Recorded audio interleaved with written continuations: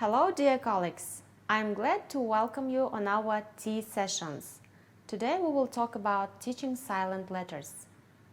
Letters which are written but not pronounced is one of the trickiest points in English pronunciation and a common cause for mistakes, confusion and even frustration in students.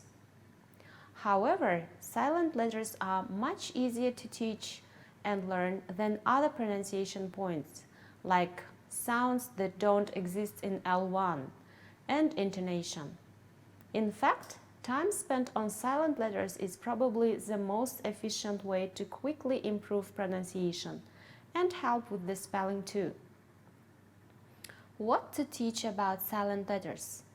For a single word like island, students simply need to know that they shouldn't pronounce the silent letter, but they should include it in the spelling when they write it. This is sometimes more important than it might seem, as Iceland probably be confused with Iceland if it is pronounced Eastland, and island is just as difficult to understand on the page. Let's see the demo lesson and come back to discussion afterwards. Hello children! I'm your teacher Anara. Welcome to English class. How are you today? Are you fine?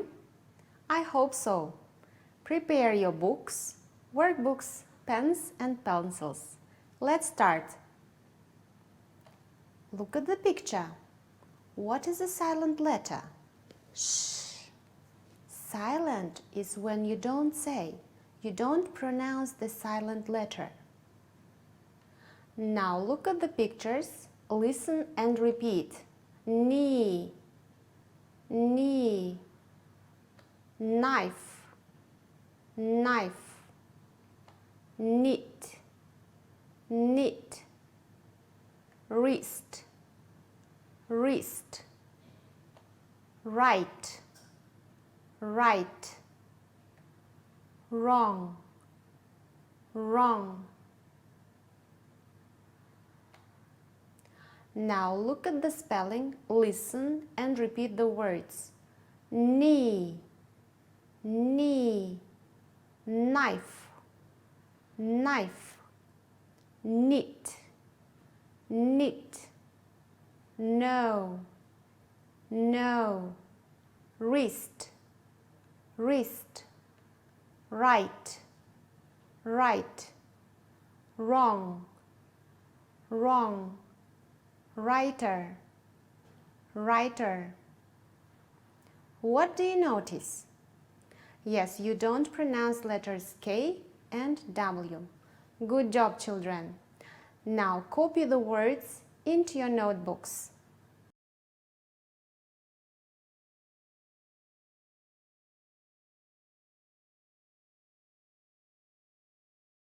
Okay, repeat more words.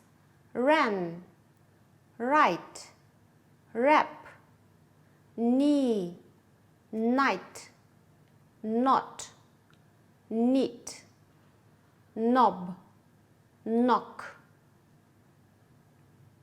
Now children, listen and repeat.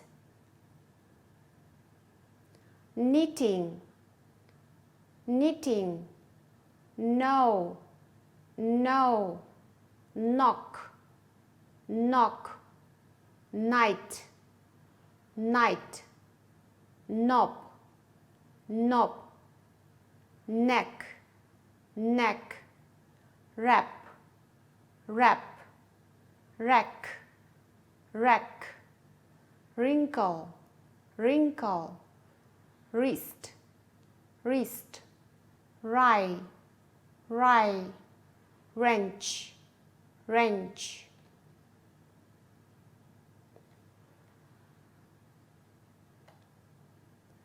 Okay, children, now try to read the words yourselves.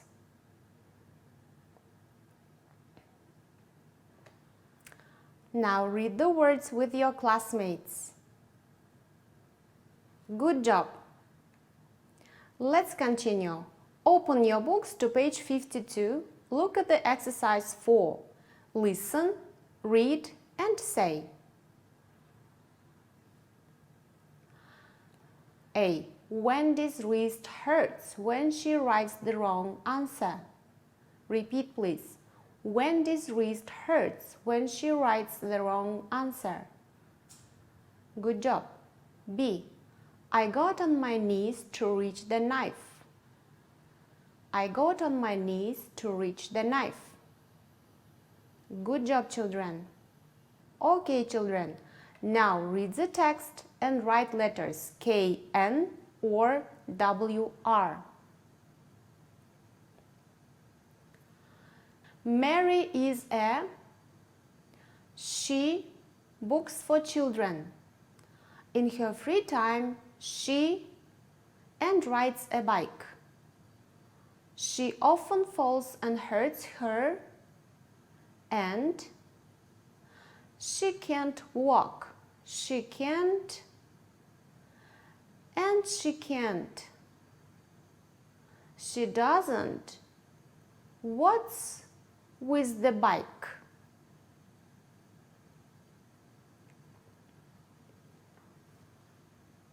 Now, children, compare your answers with your classmates. Now, let's check together. Mary is a writer.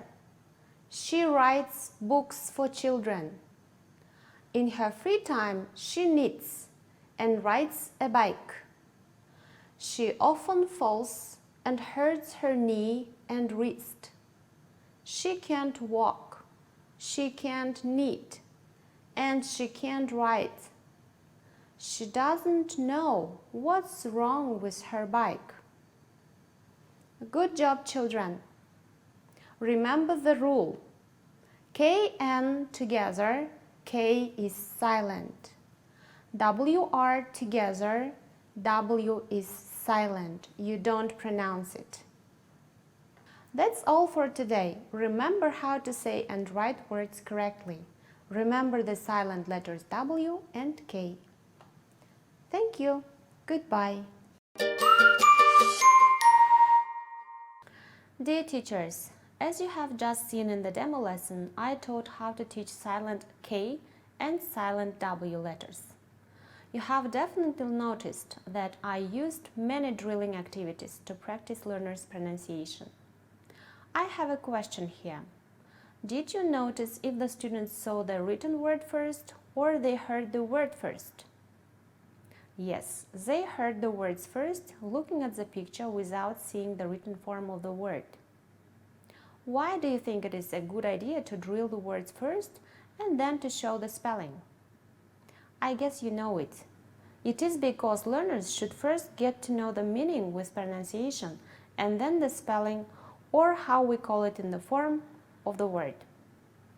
I hope you also noticed that silent letters were written in red color. It is to make the learners remember the silent letters, make them remember the spelling in contrast with the pronunciation. Although in this lesson I taught only about 4 or 5 words with silent letter K, there are, however, over 200 words that begin with silent K. Some examples are neck, night, knob, and others. Assigning students the task of finding as many KN words as possible can help further their understanding of silent letters. Once students are comfortable with silent letters at the beginning of words, they can move into silent letters in the middle. As I said in the beginning, silent letters can be tricky to grasp for young students. One way of introducing them to students is to show that those letters aren't always silent. They can be heard in similar words. For example, the B may be silent in debt, but it is heard in the debit. Similarly, the G in sign is silent, but it is not in signal. Other examples include crumb and crumble, column and columnist, and resign and resignation. If students can make the connection, It can help remember them how to spell the word with the silent letter. Dear teachers, that's all for today. Don't be afraid of teaching difficultly pronounced words to your students. Trust them and enjoy funny moments during teaching pronunciation. Because as you know, learners can make up new pronunciation and even new words. I thank you for joining the session today and say goodbye for now. See you next time.